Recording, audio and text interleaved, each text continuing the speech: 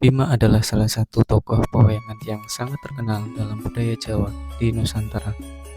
Peran dalam Mahabharata, Bima adalah salah satu tokoh utama dalam Wiracarita Mahabharata yang merupakan salah satu epik besar dalam mitologi Hindu.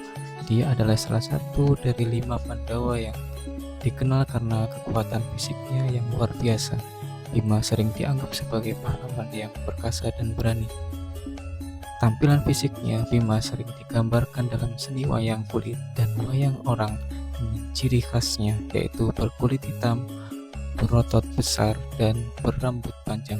Dia juga sering memegang senjata berupa gada. Karakter Bima adalah selain kekuatan fisiknya, Bima juga dikenal karena kepribadiannya yang sangat tulus, jujur, dan berani.